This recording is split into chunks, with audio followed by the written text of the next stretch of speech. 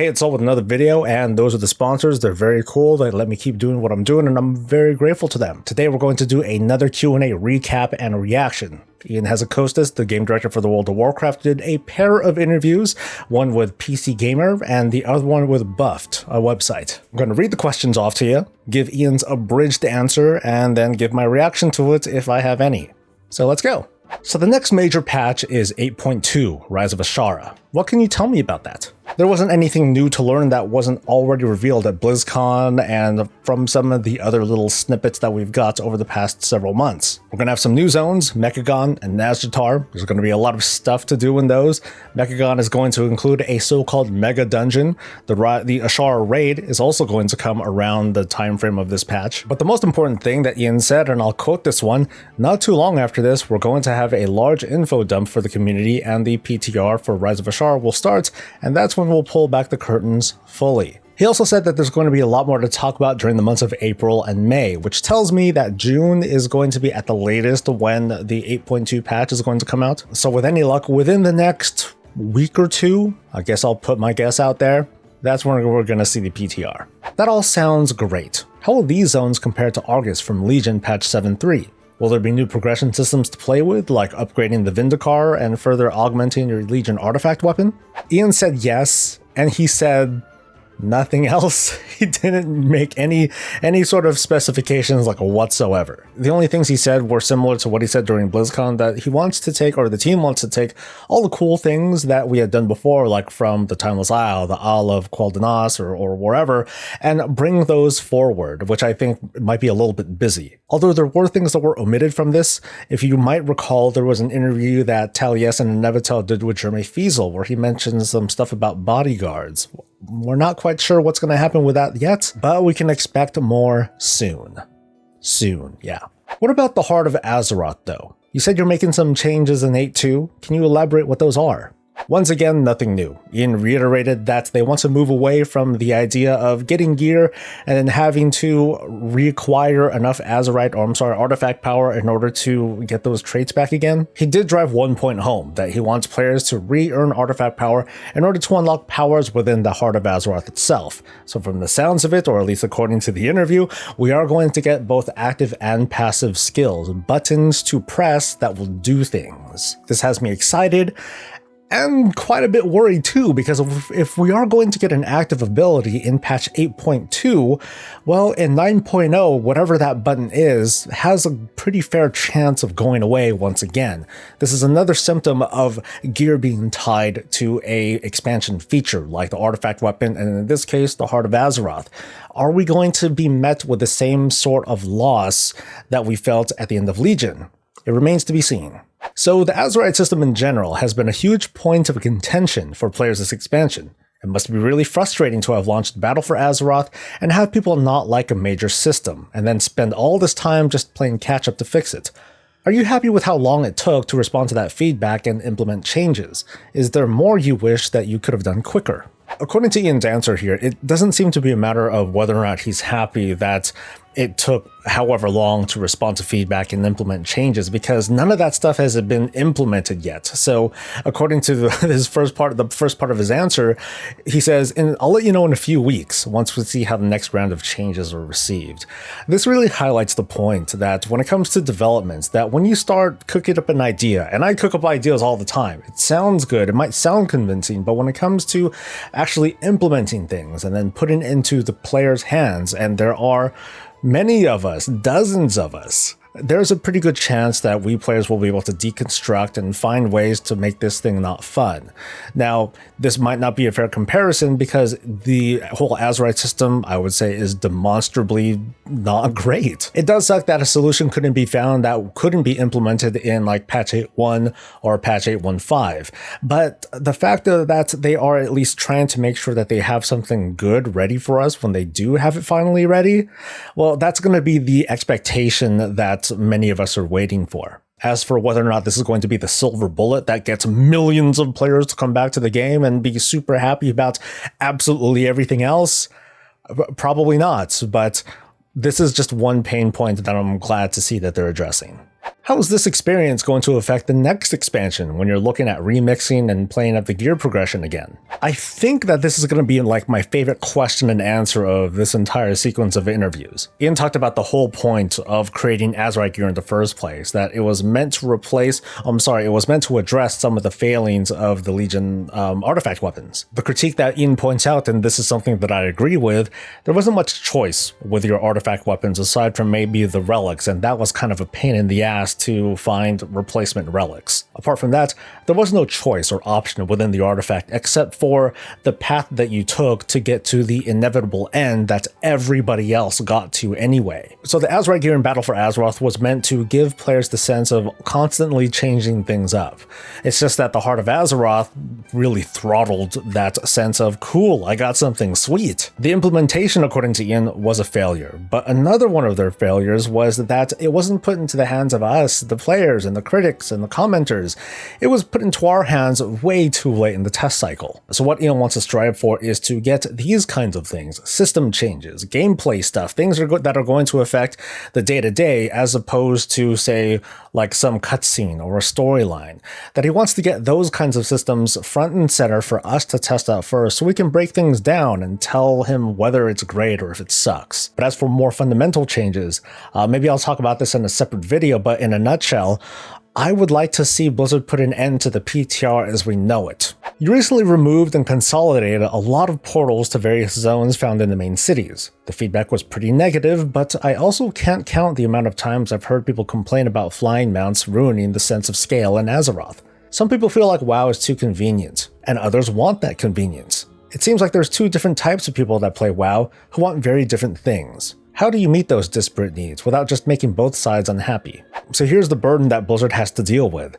They don't just deal with two kinds of players. It's not just hardcores versus casuals. It's not just Mythic Dungeon people versus raiders. It's not just the pet battlers versus, well, they're whatever. You know what I mean. There's just a lot of different players with a lot of different opinions who want certain things. And most of the time, what we want is in direct opposite of what someone else wants. In a nutshell, you can say that Ian is forcing this bitter pill down our throats, that it's not good. It really doesn't feel good right now, but in the long run, it's going to be for our long-term health. We're not all going to agree with it. Mentally, I've dealt with it, but I know that there are many of you who absolutely loathe this decision, and that's fine. And that's really all I gotta say about that, because I already pissed you off, didn't I? Poring over the feedback, I saw one comment that stuck out to me in particular. This person said that even though there was a precedent to removing portals, the reality is that taking stuff away from players never feels good. At this point, how do you add stuff without just pissing people off down the road when you need to scale it back or take it out entirely, like artifact weapons? Ian took the time to share a little bit about the design decisions that they make when it comes to creating expansion features, as opposed to more permanent tie-ins into the game, which they haven't really done. Yeah. But Ian did say that they want to add more permanent things to our characters. And as you guys might already know, that's something that I'm a big fan of, and I've talked about in numerous videos about numerous subjects with numerous fangled features. Part of Ian's and the team's fears is that if they wanted to bring in something crazy, like an artifact weapon, that's something that they couldn't really just keep in forever because it's a permanent addition, it's extremely powerful. How do you build on that from expansion to expansion?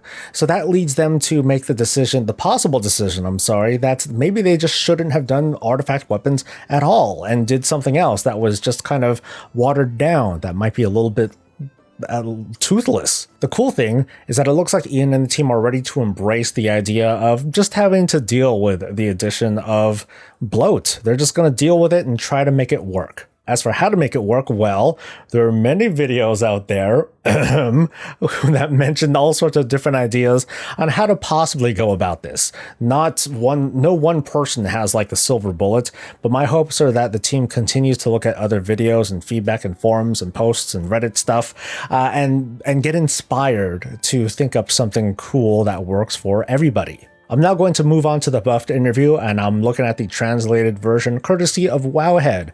Thank you guys, even though I didn't ask you a darn thing. When can we expect the Classic servers or the test servers for Classic? Summer. Ta-da! The other cool thing is that over the past couple of weeks, Blizzard has been making small announcements, little bits of news here and there about Classic WoW that talk about, hey, this is how we're implementing this. This is the challenge that we face, and this is how we're overcoming it. So we're seeing little bits, little bites here and there. Who will be the next allied race? Will there be a completely new race again, and if so, when? Nice try asking for something that specific. Ian said that, yeah, they want to do something. They want to do allied races. They would also like to make full-on new races. My guess is, something along the levels of Zandalari trolls, as well as the Kultiran humans. But it's just a matter of when, and they gave no specifications at all. The only thing we do know is something that was already said in the previous Q&A with Josh Allen, that there are going to be no new allied races for 8.2, which leads me to make that prediction once again that the next allied race that we get will be towards the end of this expansion. Will Mechagon be more of a small area with a dungeon, or will it be a bigger part of patch 8.2? From the reading of the translation here, it looks like Blizzard and Ian want us to be hanging out in Mechagon or in Nazjatar for the most part during 8.2. This tells me that if we haven't already, we can pretty much graduate from the world quests over in Kultiras and Zandalar and just hang out in whatever the heck playground that they give us next. Is there anything you can tell us about Azshara's role in the conflict between the Horde and Alliance? Are we going to join forces to fight the greater evil that threatens Azeroth? According to this, Ian didn't say shit. We've already seen that in the 8.15 patch that there is a special Naga world quest that hopefully within the next week or so, possibly in the next reset, we'll be able to get to that certain item that's going to give us the whole quest line that will unlock or otherwise open up the Crucible of Storms raid. I don't believe it's an attunement of sorts, so don't worry about it. Even then, it's not that long of a quest line at all. Ian was a little bit coy on this, and I'm going to read this, but mind you, this is a translation, I think. Players will experience the impacts of Azshara's plans during the story quest of patch 8.2. There will definitely be some unexpected events and twists for the players. I honestly don't think that's going to mean much more than the standard fare that we see. We're going to see some little ooh moments and ah moments, but we're not going to see anything crazy, I don't think. Like Sylvanas taking Azshara's head and putting it on like a mask, and she's like, oh, I'm the Naga person now, and all of a sudden she's like the big bad. I don't know. But I've seen forums and posts and Reddits and videos that talk about, oh my god, what does she mean? Unexpected events. Let's meme it and make fun of it. I'm kind of leaning towards that camp. I just don't think it's going to be anything as groundbreaking as this translation is trying to point out. But will the Horde and Alliance continue to be at war with one another? Yes, because that's Warcraft. Ian's answer was yes. After all, they had just ended a major battle, and Sylvanas set the stage for some other crazy conflict regarding Derek Proudmoore. So I don't imagine the conflict to just be put on the shelf permanently for the rest of this expansion. If it is, it wouldn't surprise me. It would be very disappointing, but it wouldn't surprise me too much. It's just not what I expect. The Mythic Dungeon Invitational did not see much class diversity. Most groups played with 2 rogues, a healing druid, a warrior tank, and another melee. Was that to be expected, and do the developers draw their conclusions with upcoming class changes with patch 8.2 in mind? The short answer was yes, that they do want to maybe do a little bit of tuning when it comes to how things work on a competitive level, but they also look at things at the lower bands as well. How are other classes faring, or other classes and specs faring at lower keys? According to Ian, he would prefer to see more class diversity when it comes to the MDI, but a lot of that depends on not just the classes, but also the dungeons themselves. The last PvP brawl, Comp Stomp, wasn't that much of a challenge, but it was very popular among players. Also because of the short time you had to wait for it to start. Can we expect more battlegrounds like this with intelligent bots in the future? Ian seemed to hesitantly say yes, but at the same time walk it back, at the same time talk about the potential, but at the same time walk it back again. And I'm grateful for that. I like that he and the team are hesitating about this, because from the get-go, I looked at this and I was like, this isn't PvP, this is PvE. It's just that the mobs are smarter. I do like that Ian acknowledged this as more or less kind of a funny brawl sort of thematic event, as opposed to something that they want to have happen all the time. Because to be honest, while an easy mode PvP battleground might feel enticing for inexperienced PvPers to want to like dip their toes in and be like, hey, I can do this, I'm not quite sure if that will necessarily translate to, yes, now I want to compete with like actual players, because we've seen it, those of you who had joined up for the Arathi Comp Stomp, it's still a really big difference between AI players and human players. Recently, people in the WoW forums have again increasingly discussed allied classes and thus a fourth spec, in addition to allied races. What does the WoW team think? Ian's answer summed up to, not a big deal right now. Balance in the world of Warcraft, especially with the magnifying glass of the community constantly doing sims and looking at meters and parsing all this data, it leads to a perpetual and endless fight for Blizzard to try to balance classes. I, for one, am a fan of the idea of adding additional specs, not necessarily to every single class at once, but just to classes that make sense. I'm also a fan of not adding something when there doesn't really seem to be a need. However, with the announcement of a new expansion around the corner, and since it's been an expansion since we've seen a new class, we can kind of expect they might just announce a new class. So as long as it's good, and as long as it's a tinker, I'll be fine with it. Have you ever thought about a storyline in which Azeroth is completely destroyed and our heroes have to find a new home? That would be an ideal start for something like WoW 2.0. Thankfully, and I'm going to read the translated quote, the idea of blowing up Azeroth and moving to another planet would destroy Warcraft's essence. Thanks. Personally, I'm definitely not a fan of a WoW 2.0 where we all pack up into the Vintacar and fly off to God knows what's next. And then we land, and then we settle down, and then the Horde and Alliance are fighting each other again. What sense would that make, really? But Ian did talk about big possibilities, such as, the big sword in Azeroth's desert, another cataclysm, or Sylvanas blighting half the planet. In our polls, BFA did worse in almost all areas than Legion did at that point in the expansion. Especially the new main features like the Azerite system, island expeditions, and warfronts didn't come off very well. Are you surprised by these results? And if so, what does Blizzard learn from these mistakes for the upcoming expansion? This is a little bit different from the PC Gamer question that Ian answered. With his answer here, he talked about the relationship between the Heart of Azeroth and how that didn't really interact very well with the systems that make up BFA, as opposed to Legion with the artifact weapon and how that tied in pretty closely with things like the Order Hall. I mean, imagine for me for a second if Magni was the new Order Hall. It's just an Order Hall for like everybody. And whatever we get in the 8.2 version Heart of Azeroth, well, imagine that we got that at the very beginning. So at the very beginning, we get this Heart of Azeroth, and Magni says, hey, go cool, do cool stuff, and then come back here, and I'll power it up. And then we go back to him every now and then to do stuff with this Heart of Azeroth. That would be a more effective relationship, as opposed to, we should do islands now. We might as well do that. Or I guess I could get some artifact power from doing world quests instead. It's just that the relationship between these systems didn't work out very well at all. That's something that many of us have tried pointing out before, that, where do warfronts stand in this whole idea of progression? And where do island expeditions stand? And how does the Heart of Azeroth really play into all of that? The short answer is that it doesn't do it very well. My hopes are that with whatever lessons that are learned from this expansion, that they take it forward to the next expansion, of course, and let us test it much earlier in a more focused manner. Yeah, many players accuse you of having lost touch with the community when it comes to new ideas. Have you ever thought about implementing a system like the CSM 13 from EVE Online? For those of you who aren't familiar, the CSM 13 from EVE Online, EVE Online is another MMO that's based primarily in space, and cool things happen, lots of drama by the way. The CSM 13 is a body of players who are elected by fellow players, and these people effectively represent different aspects of the community, and these particular players have pretty direct access to the developers when it comes to giving input. Ian's answer to this was a little bit vague, so I'm going to help out just a tiny bit.